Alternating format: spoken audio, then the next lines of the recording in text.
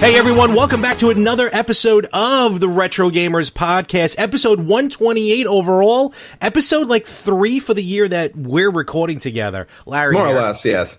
And Anthony here. What's going on, Ant? How are you? Schedules are tough these days. It's been tough. It's been tough, but life gets in the way. But like the movie says, life will find a way. Yes, it will, and then it will eat us. Yes, and objects in the rearview mirror closer than they appear. So that meatloaf.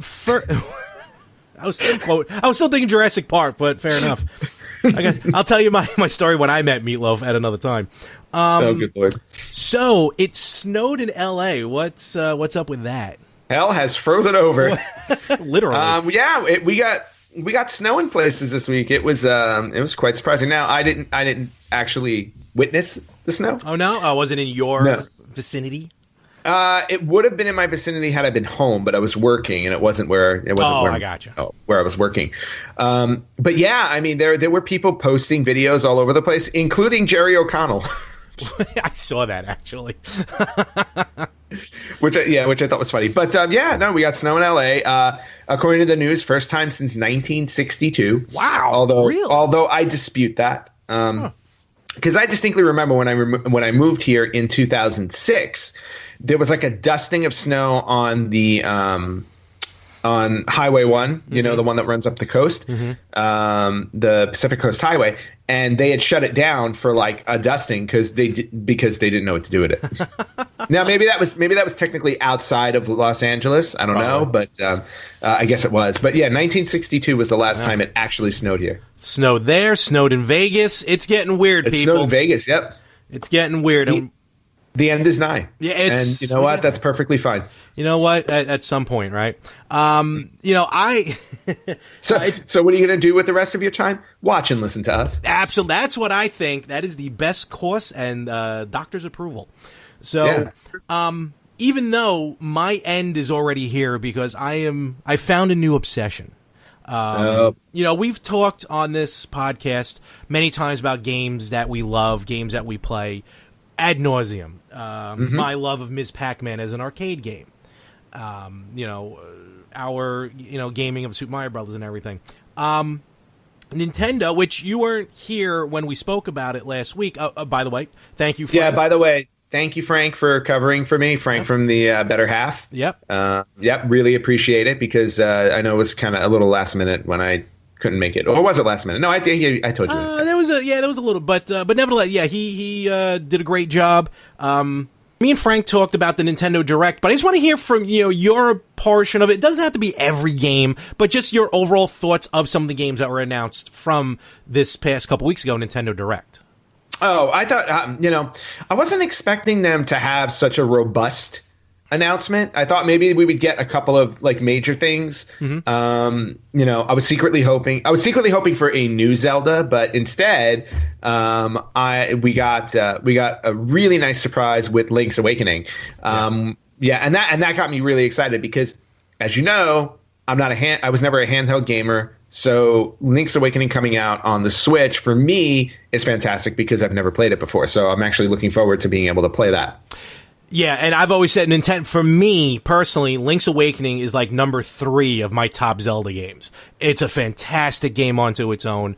We'll see how it is with the cute new graphics, but as long as the gameplay is the same, you're going to love that one. Yeah, exactly. So I'm definitely looking forward to that. There were a couple of interesting the Marvel Alliance game I cannot wait for. Every time they mention that, I just get more and more excited. And I believe is it July that they announced it? Well, they said summer, so yeah, it's kind of up in the air. So we got that coming in the summer. I was really excited about them dropping Final Fantasy IX.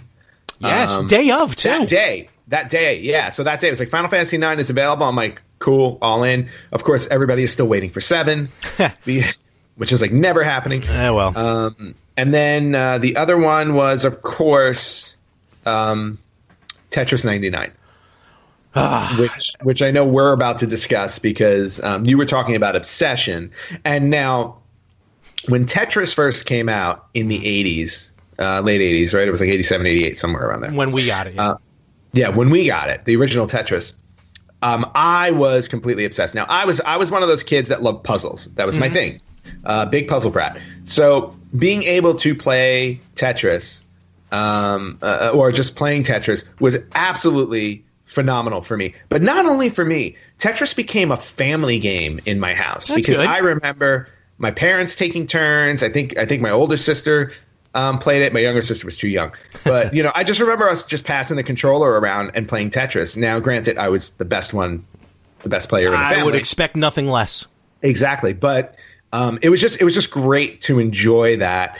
And then, and then to also enjoy Tetris at the Nintendo World Championships in 1990, because it was part of the tournament play. It was. That you had to do. So Super Mario Brothers Rad Racer, and then Tetris. So I stayed away from that. I had a ticket for that too, man. I just the nerves got to me that evening because we were there. We didn't know each other. We were years away from knowing each other. Mm-hmm. I know, one of those small world things. It's like we could have bumped into each other there somewhere. But I played the tournament twice. But in between the two times I played, I went straight over to a Game Boy and played Tetris ad nauseum because I wanted to get as good as I can, because Tetris was the part of the game that lasted the longest and you got the most points on. Yep.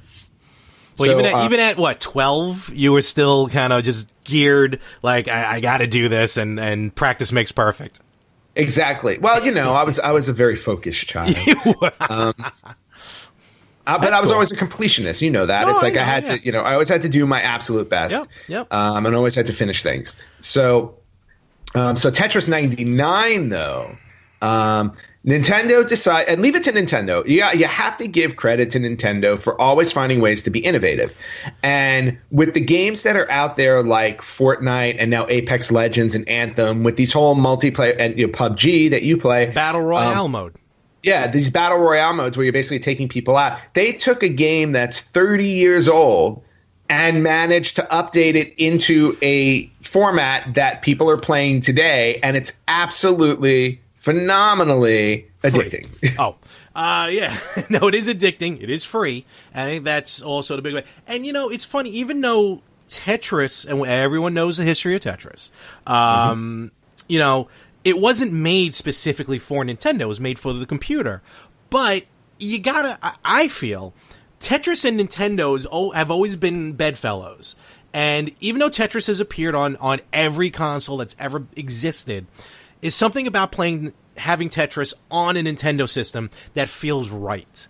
I never had the NES version, but I had, because of the Game Boy, Tetris was the launch title, and I think it was the best launch title they could have gone with, even better than Super Mario Land, because Tetris on a handheld system worked perfectly for especially wanting to get the Game Boy out there.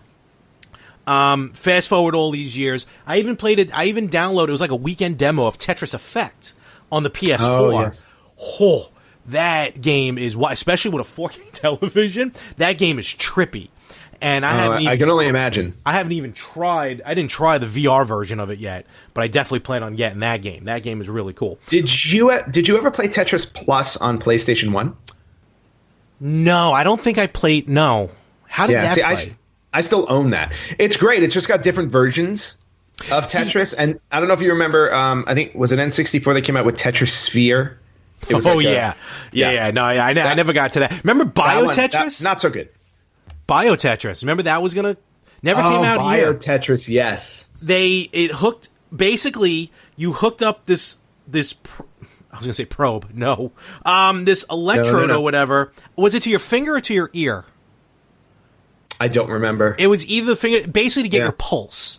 And what happened is the game on the N64 Bio Tetris, the game would speed up or slow down based on your heart rate. Mm-hmm. Which for me, with a wonderful history of high blood pressure, the game would have just exploded right then and there. That would have been awesome. Like, you literally, the board starts and it just goes game over. It really does. That's, with the different versions of Tetris, you have to play around with the game factor, the gameplay. There have been versions of Tetris I haven't been crazy about. It was for a long time, every Tetris game that came out, for some reason would be missing, marathon mode. which is basically the way to play Tetris. Keep playing. Yeah, you play till you lose. Scream. Yeah. Up until not Tetris 99 is a beast unto itself. I still say the best version of Tetris right now, to me, is actually Tetris DS. Really? It came out on the DS, the original DS. There was just something about it that was felt old school, felt right. There were different versions of Tetris to take advantage of the DS. There was a touchscreen mode. There was a couple of different modes, but then you had that traditional marathon mode, which everyone's looking for. So that's my go-to, Tetris DS. Tetris 99, howear, downloaded the game, free game. It was available that day from the Nintendo Direct, and there's only one gameplay. You start the game, it's you versus 98 other people, fight to the finish. It's so addicting. I've already clocked in probably almost 4 hours of gameplay. Oh, wow. Yeah. Okay. My highest rank so far has been 5th place. I will tell you, I panic when that happens.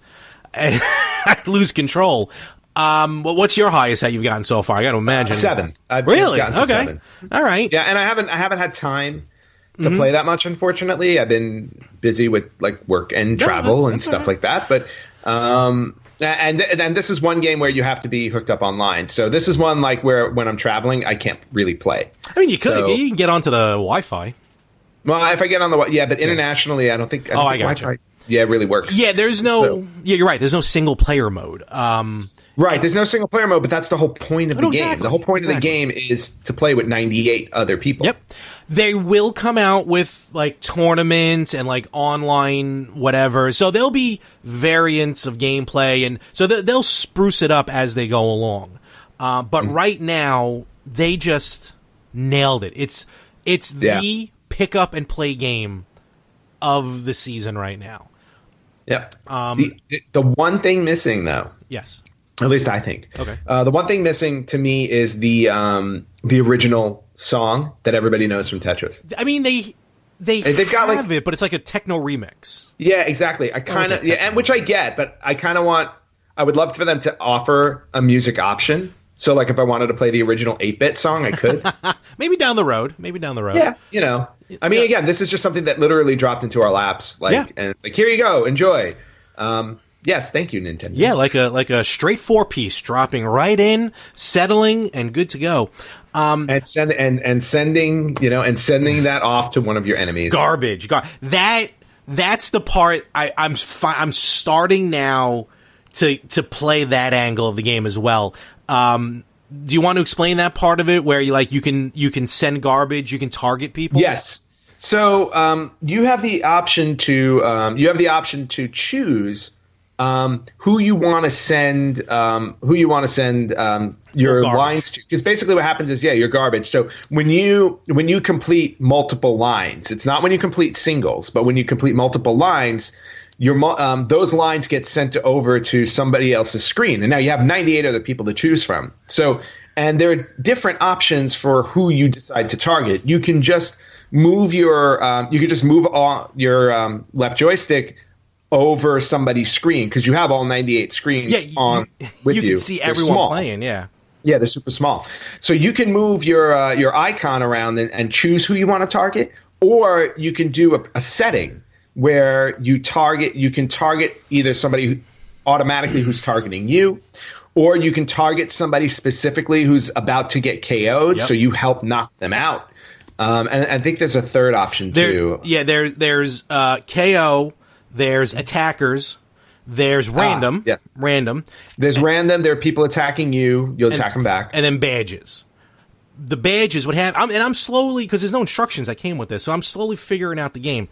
When you play the game, if you get a KO, if you cause someone to KO, that's a point for you. For when you get 2 KOs, you get a badge. Then when you get 4 more on top of that, you get a second badge. When you get 8 more on top of that, you get a third, so on and so forth. And badges, from what I can figure out, I think will speed up your game, which sometimes is actually better because you can get more lines going. Also, I think think it multiplies the garbage that goes out, because there's times when I'm on a roll, and I believe, and people will correct me if I'm wrong, because Lord knows they will, not only is it you throw your garbage when you clear 2, 3, or when you get a Tetris, but I think also if you keep clearing lines one after another, they could be single lines, but if you're constantly, that also will clear, because there's parts where like I'll clear a bunch of lines, single lines in a row, but like the garbage, and you can see you get this giant thing on your screen going out to different players. So all that gets incorporated in. I love when someone's targeting you, the game will let you know. It'll say, watch out. Yes. And it's really fun when the game is counting down to start, and then you got 12 people all of a sudden focused on you. Yes. Yeah, all of a sudden it's like, oh, look, everybody decided to gang up on me. I'm screwed. So, but it's a very fun, very addicting game. If you don't have it on the Switch, I mean, it's free. There's no reason not to have it. Exactly. It is so much fun. And you know what? Yeah, sometimes it gets frustrating because you're right. Like you get everyone focused on you, so you get all of a sudden you get like all the garbage just and then you're out. Yeah, that happens. But also, what is a result on my end, and I want to talk to you about this, is playing a lot of the game on a television screen. Then also, I'm on the computer all the time. I'm on my computer at my regular job. I'm on my phone practically all day. I'm literally probably staring at a screen 90% of the time that I'm awake. Right? So I started looking into this. And, all right, I know people, and trust me, I was kind of weird with it at first as well. Like, I don't know how true it is. But I started looking into these things called gaming glasses. I've seen them sold in stores. I don't know if you've ever seen them as well. I have not. Like in a Best Buy or a GameStop. Here, I'm just going to show you. This is the pair that I picked up at GameStop. So, it's from a company called Gunner, which was actually recommended to me by somebody. A friend of mine, Sammy, up there in Canada. What's going on, Sammy? He actually says his son actually wears these gaming glasses. What they do is, basically, it's all about eye strain. As we stare at these monitors, telephones, television, especially nowadays with the televisions that we all have, it can take a toll on your eyes. And apparently there's like a blue light, not a light, but I guess the blue focus. Blue light special? Yeah, that too. That can be, that can strain your eyes. And eye strain can lead to, and just in general, because you've worn glasses in the past. I don't think I'm telling a secret here. You wear contacts, right? How dare you? I can see them beaming off your eyes.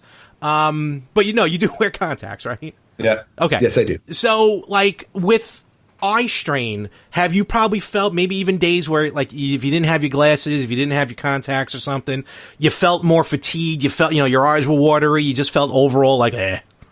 Well, I mean, I'm blind without them, so I have no choice but to wear them. Okay, fair enough. Seriously, no, I know you are, actually. I can't go through a day without wearing them, much less hell, I can't go through 10 minutes. But even with my prescription, I do get eye fatigue and something like that. It's one of the main reasons why I can't play first person shooters because of my eyesight, even with the contacts and everything like that. I just suffer from like headaches and stuff like that. Yes, I get because and maybe it's a focus issue or something with with my eyes. So yeah, no, it's definitely a thing. It does happen. And a cat just jumped on my lap. That's what I was getting tired of this cat trying to get in on our show. Yeah, he wants to talk about Tetris. Do you want to talk about Tetris?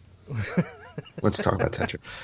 Is he anything like Professor Meowstein that I posted the other day? Yes, say hello, Professor Link.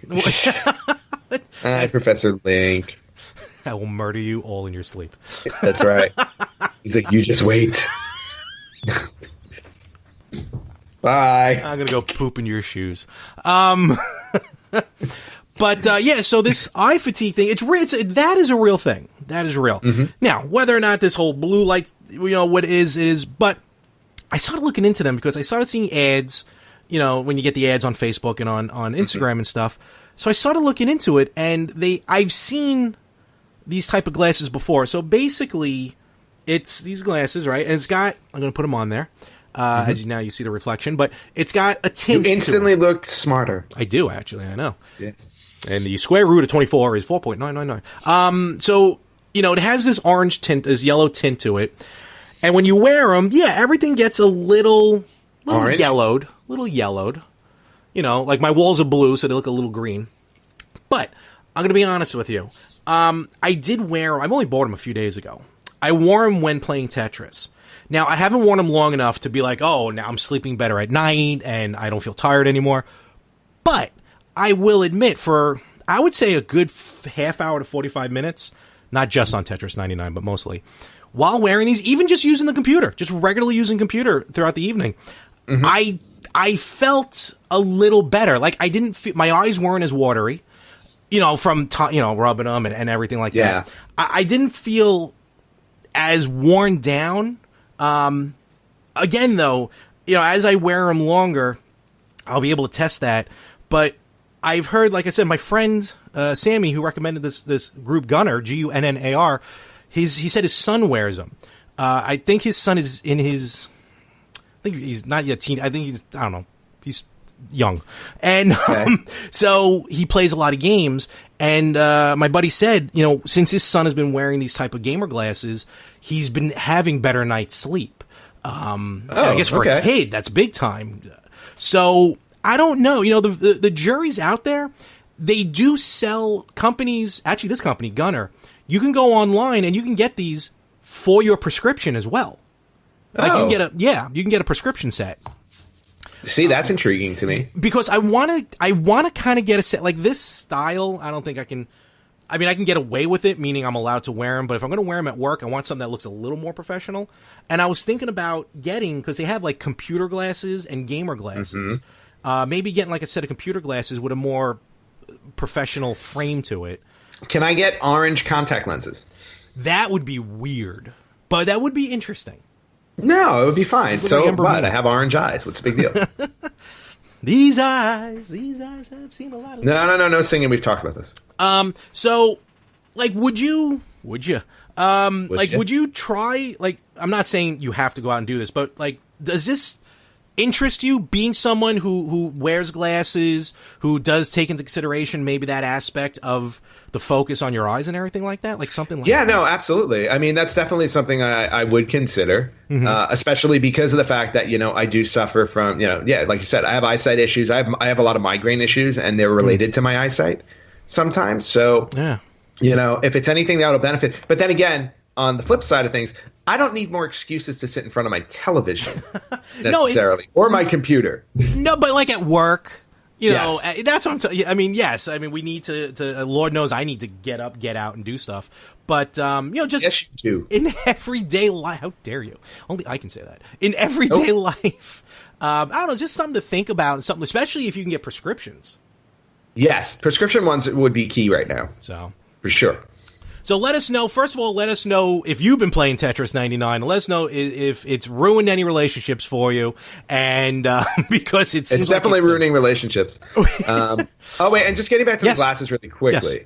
Yes. Why can't I just walk around wearing that Virtual Boy I own? Won't that do the same thing? I mean, you can't see through. Oh, no, wait, no. That would kill me. Because it sucks. What if I wore these with the Virtual Boy? I think your head would explode. Can you send that one back so I can test it? Nope. Damn. How do you know I still have it? I don't see it back there. Yeah, exactly. It's not here. I don't know what happened to it. I believe there was a space shuttle mission that went up a couple weeks ago. Is Elon Musk sending stuff back up into space? Yeah, it might have gone up with a Tesla. That roadster careening for the sun as we speak. So let us know about your thoughts on Tetris, the game, Tetris 99. I'm really interested. Do you wear gaming glasses? Do they work for you? Is it just a bunch of hogwash? Let us know at the Facebook page. Let us know in the comments on the YouTube page. Let us know. We want to hear from you. Larry, it is time for another because we do this almost every week. Retro birthday. Ooh, retro birthday. What do we got? And this is a monumental retro birthday. It was actually one we would have covered last week's episode, but I was not here last week. So does that mean I did the wrong one last week? Which retro birthday? Super Mario Brothers 3. Oh, okay. No. That's a very solid retro birthday. Ooh, which reminds me, by the way, I saw somebody on Facebook Marketplace that was selling a complete version of that for $30. Wow. How does that go for 30 and the original goes for over 100,000? I have no idea, but I'm thinking about contacting that person and picking it up because for $30 you get the whole thing with the box and the instruction booklet and all that stuff. But anyway, that is not the retro birthday I want to talk about. Oh, okay, good. This retro birthday, we actually posted it on our page. It is celebrating its 33rd birthday. Okay. And I'll never pass up an opportunity to sing the praises of this franchise. February 21st, 1986, the world was introduced to the first Legend of Zelda. Wow, 33 years ago. It's 33 years old, and just look at what that game gave birth to. By far, my favorite franchise in video gaming history, bar none. I don't think anything even comes close to it for me. I agree with you. I think a lot of people actually can say that. Yeah. The series has spawned, besides the numerous number of games, just the whole lore of The Legend of Zelda, the Triforce, everything like that. Exactly. I mean, the mythology, the psychology, all of these things, and not only that, it's like it managed to reinvent itself over the course of console history too. You went from a top-down view to a side view to 3D to open world. With Breath of the Wild. I mean, they really cover the gamut in terms of gameplay style and graphics. They're not afraid to take chances. The Wind Waker, when I first saw it, was look. I remember saying, I don't know if I want to buy this because I don't like the cell shading and the cartoony look. Yeah, and it was absolutely amazing, that game. So. You got to give it to Nintendo for being able to reinvent a franchise over and over again. They've done it with so many, but for me, Legend of Zelda will always be the definitive gaming franchise, and we owe it all to that original one that came out 33 years ago. All right. So a very happy retro birthday to The Legend of Zelda. Na, na, na, na. All right, Ant. So we are going to do something here that I've been waiting a while for this to come in, and I want to show the world, the fans, the money that I spend on a daily basis. The money that you blew. Yeah, but no, I wouldn't. You know what? I wouldn't say I blew it on this stuff. I would have if I got the special editions, but I did back off on that. So last year, I backed, maybe even 2 years ago at this point, I backed Coleco Evolved mini arcades. And what they are, now they're all over the place now, these mini arcades. You can't go into a gaming store without seeing one. You can't go into a Target without seeing one. And basically, it was 2 games, which I'll show you here in a moment. They were looking to raise $30,000. In the end, they raised $71,246. Very nice. Yep, and it's from Coleco, so the original Coleco company. It was funded last year, June of 2018. All right, so it wasn't a bad turnaround time at all. Yeah, it wasn't that bad. No. So basically what it was, I will show the boxes first. 2 games. First, and for the first time ever, being on somewhat of a video game, Robotech. Ah, very nice. Wonderful anime. Wonderful. I believe it's a manga as well. Nice. And as you can see on the box, that's what the system looks like. Yeah, just those mini arcades that, like you said, they've been coming out like crazy in the stores. Like if you go to Target or Walmart or just any major store, you'll see some of the standards. You'll see like Pac-Man, Galaga, Asteroids, I think. No, not Asteroids. Dig Dug. Yeah, some of those, but these were specifically just 2 that were on Kickstarter, and one of them, well, this is an established game. No, these are 2. Oh no, these are original. That's right. These are both brand originals. New games. Yes. Here's the other one. Yes. Rainbow Bright Now we're Journey. talking. Who needs Robotech when you've got Rainbow Bright? Not only is it a Rainbow Bright game, but I believe it is an RPG. What? Because it has screenshots on the back. It's like Rainbow Bright Legend of Zelda. The Legend of Rainbow Bright, and that's the Legend. I hope I don't run into Star Stealer. Good. The fact that you even know that kind of irks me. I may or may not have seen the movie when I was little. What didn't she have little I don't know what they were, little puff balls that kind of walked around with her? Yeah, those things. What are those? Oh, I have no idea. I'm not a historian of Rainbow Bright. Right? Okay, I just naturally assumed that you were. Oh, thank you. Oh, you're welcome. My sisters used to love Rainbow Bright, and just a quick besides that, my connection to Rainbow Bright actually goes back to my first job in Los Angeles, because Rainbow Bright, the cartoon series, okay, yes, was created by Deke Entertainment, which is where I worked. Yep. Yes. And I actually have a cell, a Rainbow Bright cell somewhere. Nice. So now that's cool. If you play your cards right, you may find that hanging above your new Rainbow Bright arcade. Listen, don't put it past me. I know I'm out of focus right now. Don't worry about it. Don't put it past me. Hallmark now, though, owns Rainbow Bright, which is quite interesting. Yes, I knew. So, all right. So let's do a retro gaming unboxing. Okay. We're unboxing. All right. So. No, we don't need any of that. No pomp and circumstance? No, I would say for you it would just be pomp. Oh. I think there's a reason to circumstance this. Oh, wow. Look at this. All right. They pack it. Yeah, listen, there's nothing it's pretty straightforward. You know, simple packing. No. Simple packing, nice styrofoam. Let's do that. We'll get that out of the way. Does come with a USB charger, so these are rechargeable. They don't take batteries, not like the old days. Can you hook it up to your television? No, there's no out. These are just straightforward little arcades. Okay. Instructions. Who needs those? And that's really about it. And then the box goes there.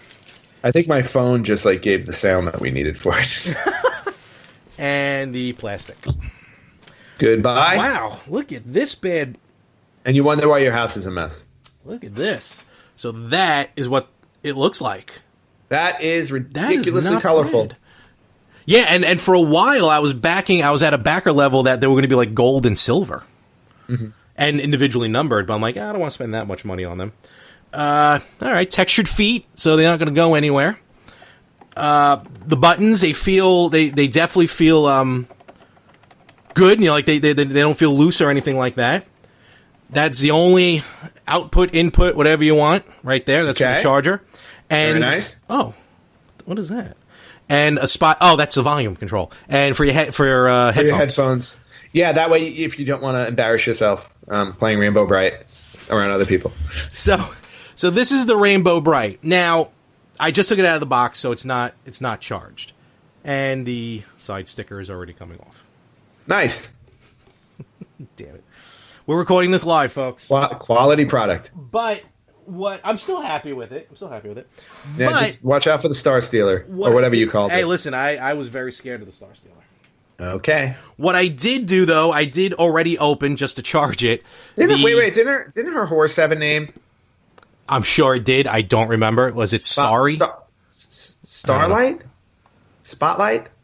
Is that Starlight Express? That's a whole different Nightlight? Something like that. Glowworms. So Robotech. This is the Robotech one. This one now looks nice. Now the Robotech one looks really cool. That looks good. Well, that one's Rainbow Bright, designed for Rainbow Bright. Look, Rainbow Bright is cool and it's all right and it's all colorful and nice. I'm like, but I'd like to say that I'm more of a Robotech guy. Yeah, me too. So there's stuff all over it. All right, this is Robotech. So now let's boot this baby up. I've been charging it for a little while. Okay, let's get in there. Does not work. Hey, look at that tiny screen. There it goes. Yeah, it is a tiny screen, but that's all right. GoldRobotech.com. Yeah. So yeah, I mean, it looks really good for what's a small, really tiny screen. Yeah. Now here's the funny thing: I don't know if it's going to zoom in on it. So there's two names on there. There's More 365. Of course, it's a little hard to see, and then there's BBB.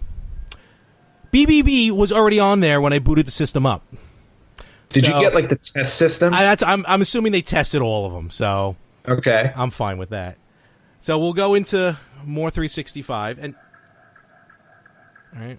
God. And the screen looks really good. It's a little hard to come. Here we go. There's a good shot. It's hard to see on the screen, and it'll be a lot harder for people to hear what I'm seeing. So, but I mean, the art. If I can just explain, I think the artwork looks really good. And Larry, you should post pictures to. I will. Yeah. Our Facebook page. It's basically a side-scrolling shooter, kind of similar to like your Gradiuses and stuff like that. But it looks like a solid, it just looks like a solid side-scroll shooter, which I know is, you're right up your alley. Oh, yeah. No, it's totally. And you can change and everything. Yeah, the graphics look really, really good. I'll turn this off now. Okay. I'm very happy with these.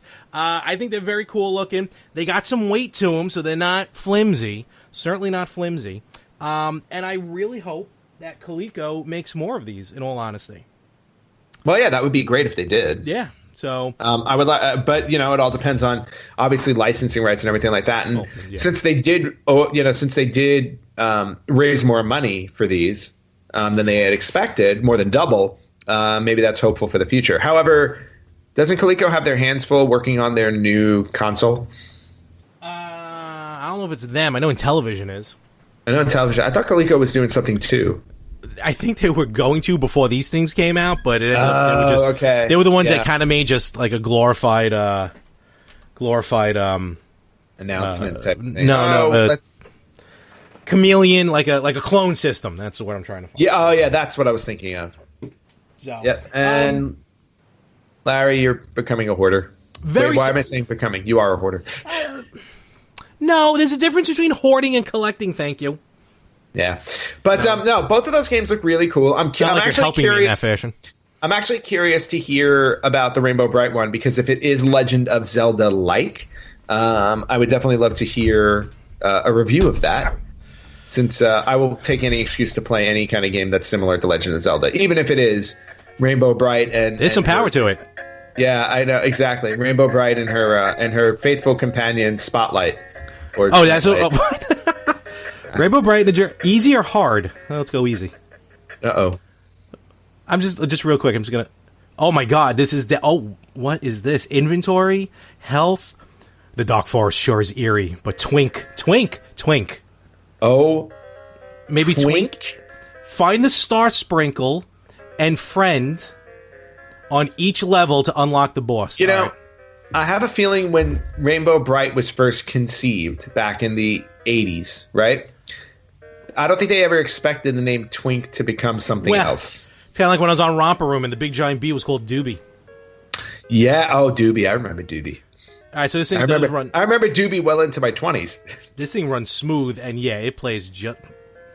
and it plays just like Zelda, so that's going to be quite interesting. All right, cool. I will post. Well, you let me know when you collect all your sprinkles for your star breakfast or whatever the hell you're trying to do in this game. Where is my sword? It's not safe to go alone in this journey. Yeah, Rainbow Bright doesn't have a sword. She's probably got like a rainbow wand or something. There she is. The power of color. Okay. All right, well, those are the Coleco... there we go. That's a heart. Those are the Coleco games. In all honesty, all right, fine, a sticker's coming off a little bit, whatever. One of them was tested already, no big deal. Overall, I do like the quality. Overall, I do like the gameplay. I played more of the Robotech than the Rainbow Bright. And overall, I do hope we see more of these arcades, and it kind of now wants me to go out and buy those other little ones. Yeah, which is understandable because there are some of them. I've actually had those in my hand a time or two, and they're pretty decent. Actually, now that you mention it, I did recall that for Christmas I got one of those from somebody at work. Really? And if you'll entertain our guests for a moment, I will go get it. But before you leave, Rainbow Bright's Magical Flying Horse, Starlight. Oh, I said that. You did say Starlight, so you are correct. I said that before I settled in on Nightlight. I'll be right back. You like Nightlight. All right, so while he's gone... while he's gone, I'll promote real quickly. Anthony is actually going to be on this week's episode of Talking More Wrestling, which has actually already dropped by the time this drops. So go check it out. It's an extended episode, but myself and Anthony actually had a really good time. I thought it was going to, which recording. Is good. So check out Talking More Wrestling wherever you listen to podcasts. Oh, okay. Sorry about that. No, it's all right. It's all right. But somebody gave me a cool little keychain. It's a tiny arcade of Pac-Man. Oh, look at that! I don't know if you've seen this, and when you press the button, oh wow! You can't play it, but it just has a short version of Pac-Man, like just playing. Oh, but still, that's good. That looks like it could be very annoying if you actually put it on your keychain. Yeah, exactly. And as you can see, the keychain thing on the back. So. But very cool. So that is awesome. There was that one. But then this is a playable version that somebody got me of Space Invaders. Ooh. So, which is really cool. So, and you can. No. That is old school. Yeah. Nice old school version of Space Invaders, which is really cool. Now, will I ever play it? Probably not. But you can play it and still keep it in its original wrapping, which is win-win. No, you can't. You can only press the start button. It's like a sample. They always get you. But these little arcades are coming out all over the place. You can definitely buy mini arcade Pac-Man. I think I saw mini arcade Ms. Pac-Man. I have seen those, yeah. And then if you really want to go old school, at Barnes and Noble, if there's one that's still by you, I saw the old school football game. Do you remember old school football with the screen and the dots? And those are back. So there's definitely a market for these little mini arcades, and they're awesome. It's cool that again, it's just another way of bringing something old back to the present, which is kind of cool. Thank God, because that's why we do this podcast. I know, exactly. Job security, even though we make no money. Larry, I have a really good one this week, and I'm looking forward to sharing this. But it's been a little while since we've done a Wacky Retro game. Wow, Wacky Retro! Wacky Retro game. And and to be honest with you, as time goes on, I have a harder time finding wackier games. Because we're hitting all of them. Exactly. So we're hitting all the wacky ones. But Rainbow Bright, Journey into Rainbow Right, Rainbow Bright and her faithful companion Nightlight. So, but no, this week's Wacky Retro game, and I'm starting to open up, at least when I'm doing these kind of segments, I'm starting to open up to more current gaming, as well, since we're covering current games. So this actually opens the door for more wacky. Okay. This week's Wacky Retro game was released on the Nintendo DS in 2008. Okay. And the name of the game was Homie Rollers. Have you ever heard of the game Homie Rollers? Homie Rollers. No. Rollers as in ROLLERZ. Oh, then especially not. So you're getting a good time when they change the S to a Z. We're getting down like it's 1995. Okay. So the Homie Rollers game was based on a series of 2-inch plastic collectible figurines called Homies. Oh my God, I remember those, yeah. Do you remember those? Okay, so for those of you who don't know what Homies are, they were these little figurines that represented various Chicano Mexican-American characters. Literally. Yep.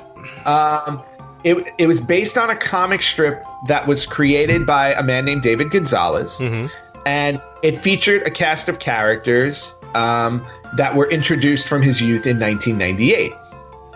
Now, these things used to be able to buy them at grocery store vending machines. You know the little vending machines you put a quarter in? Still there. With the little plastic. Still there. Yeah, they still have those. You would get these Homies in there.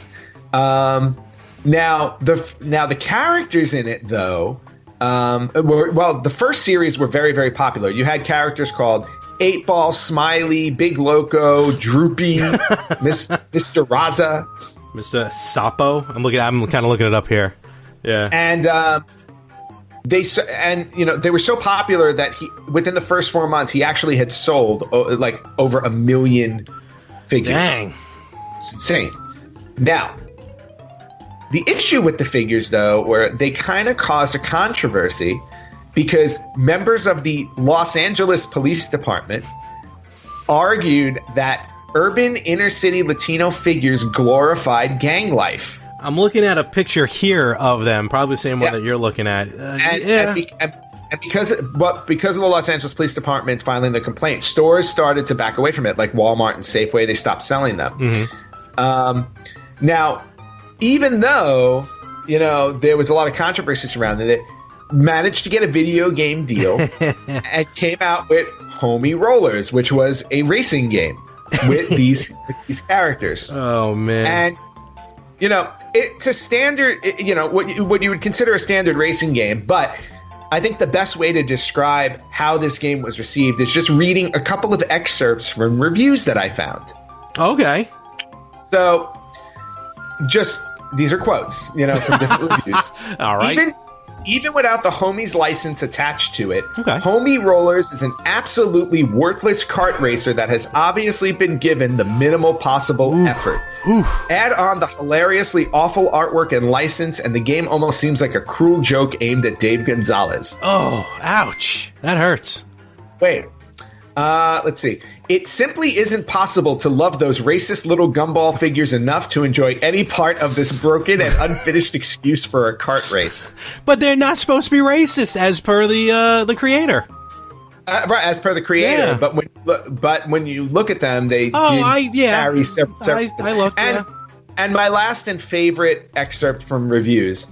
Homie Rollers is every bit as stupid as the name, but that shouldn't keep you from checking out this train wreck of a game. Sure, this game is horribly racist, but the real hate crime here is the title's poor controls and insane difficulty. Oof. This is the kind of game that hates you, which is one of the many reasons why Homie Rollers is so hard to recommend. Magnolia fan. Wow, that cuts deep, man. No, you did not do that. Oh, okay. No, but those are some rough reviews for, I guess, a terrible game. For a terrible game, and for anybody out there who's owned any Homies or Homie Rollers, more power to you. If you enjoyed the game, you are definitely in the minority here in the video game industry, and Homie Rollers is this week's Wacky Retro Game. All right, so we're going to start steering this one into port, to call it, but we still have just very quickly a couple things we want to touch on real quick. First of all, yes. Let's talk about this rumor, huge rumor. Nothing has been set in stone. Well, we do know that Xbox Live is coming to the Nintendo Switch, but now it's possible, where I thought this wasn't going to be the case, I even said it's not the case, we may get Xbox games on the Switch.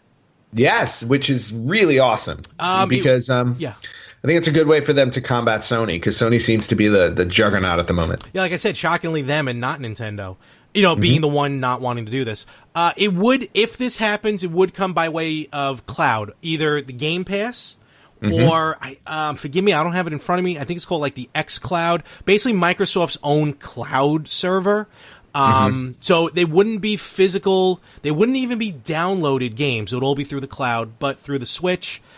Also, being how the Xbox One can play in 4K, the version of games, we may not get all the games. We may get some of the games that either were from the 360 or scaled down, because I didn't realize on the Switch in Japan, already there's like Assassin's Creed games and some other games that are available there and not here that were on the Xbox. So it's something to look into. Yeah, and you know what? I mean, even if it is like dipping into their library to release games, I mean, that's really awesome in its own right, because there were some outstanding games on the 360, or if even you go further back to the Xbox. Now, the real question is going to be, is Nintendo going to return the favor? In other words, if we see Xbox games on the Switch, will we see Nintendo games on the Xbox? That's the question at hand, and we all know what happened with the Philips CDI. Yes. Will we see Philips CDI games ever? I'm begging to see I own Hotel Mario now. I'm begging to see those Zelda games. Yeah, you want to see the Wand of Gamelon and whatever the other crappy one was. The ones that Zelda actually starred in. Yes. Other news. It has been announced that we are getting some new head honchos over at Nintendo. Reggie Fils-Aimé, current, as we speak, president of Nintendo of America, will be retiring. Yes. In April. He is. I'm happy to hear that he's retiring and not going somewhere else. So, it's good for, about time. Everyone deserves to retire. Reggie Fils-Aimé for the last 15 years has really, in my opinion, helped Nintendo. Even during some of those darker times, the low points, he's still always a promoter for Nintendo, always got out there, always showed the best side of every game and every system.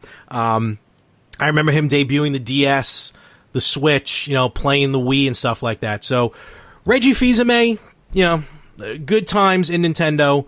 But boy, you are handing the keys over to someone we weren't expecting. I am scared. The current, correct me if I'm wrong, I believe he's the head of marketing or something like that in Nintendo, Doug, and yes, his real last name is Bowser. Doug Bowser. It took Bowser over 30-something years, right? 35 years or so. Yep. But he has finally ascended to the top of Nintendo of America. It kind of makes you want. I'm sure the man was selected for his credentials. He's going to do an amazing job. But when they were hiring, they're like, there is nobody else that we can put as Nintendo of America. Them short of the landlord of the original building, but he's dead now. But the guy they named Mario after to take over Nintendo.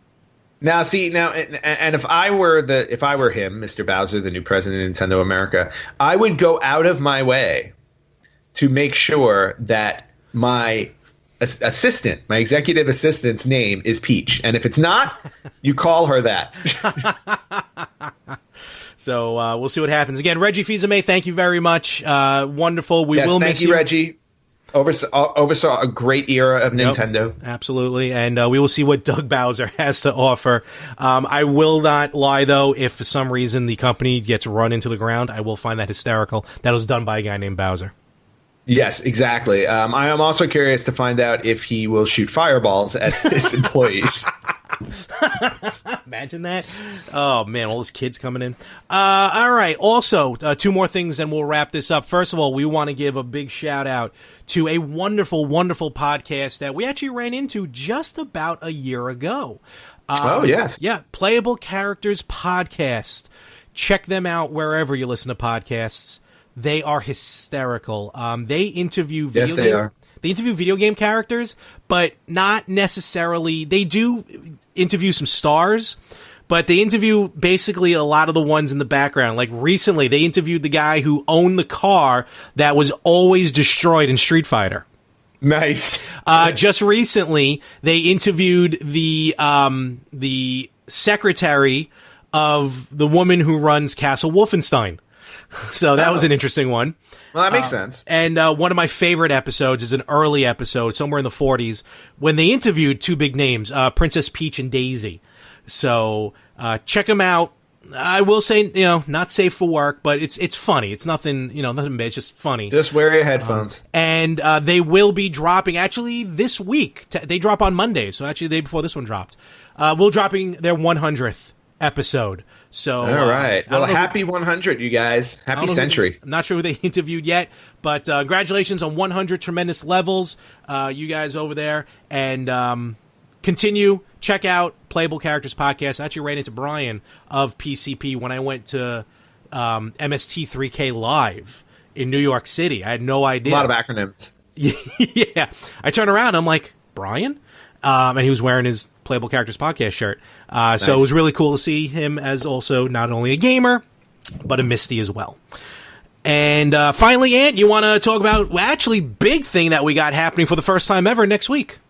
Yeah, for the first time ever next week, we are going to be having a very special guest on our show. That is not one of our podcast brothers. No, this is like a legitimate thing. This is a legitimate official guest. Yep. We will be welcoming to our show Dr. Anthony Bean. That is not my pseudonym in any way, shape, or form. This is another Anthony. Yes, but Dr. Anthony Bean, who put together. Dr. Anthony Bean, PhD, who put together a really amazing book, and we're going to discuss it with him. It's actually a series of essays called The Psychology of Zelda. Yes. Okay. So the book contains, like I said, a number of essays that cover different topics relating to the Zelda series, such as the hero's journey in The Legend of Zelda, embodying the virtual hero, a link to the self. So there's a whole collection of essays that Larry and I have actually been reading. Yep. And we're going to be talking to the man himself. He's going to be on our show, and we will be discussing his book and more just as importantly, his love of video games. Because let's face it, you gotta love some video games if you're talking about it. Yeah, and especially Legend of Zelda. So I know you're going to get a kick out of this. Oh yeah, no, this is gonna be a very special, succinct 4-hour interview. Oh, tune in, folks. Strap in. No, it's going to be very fun. Can't wait to talk to you, Dr. Bean, next week. And with that, we are going to call it. When you stepped away for a moment in, I did mention, I'll mention it again, and I want to thank you. You were on Talking More Wrestling, when we talked about Elimination Chamber and you working at WWE. We actually have an extended episode of Talking More Wrestling where I threw kayfabe out the window. If you're into wrestling, you'll know what that means. And we had a really good conversation. So thank you for being on the show. You are very welcome. And, of course, you can check out Talking More Wrestling, The Better Half, The Yin and the Yang, all these podcasts, all a wonderful family here, wherever you listen to podcasts. And, Ant, where can they specifically listen to us and get in touch with us? Okay, well, you can listen to us on every platform for podcasting. So iTunes, Amazon Alexa, Spreaker, out of Spotify, you name it, we're there. If you happen to listen to us on iTunes, we appreciate the 5-star reviews. They really help us a lot. You can hook up on our Facebook page at facebook.com/RetroGamersPodcast. Yeah. You can go to our actual website, which is www.theretrogamers.com. Or if you would like to reach out to us, you can email us with any questions or comments, criticisms of the show, anything. We accept any and everything, specifically your hate for the Virtual Boy. I love those emails. You can email us at email@theretrogamers.com. I have to talk to Dr. Bean next week about that with you and that unglorified hate. Oh, that hate. Well, you know what? It could be maybe we'll give him an idea for his next book. Oh, good idea. All right. Universal hatred of the Virtual Boy. Boo. And with that, we're going to wrap it up. Ant, be careful of all that snow that you have out there. I know. I'm really, really worried that I'm not going to be able to open my door. Just, okay, gone. Exactly. And I think if I sneeze, I'll take care of all of it. And with that, folks, thank you very much for tuning in, for listening in, and we will catch you right here next week on the Retro Gamers Podcast.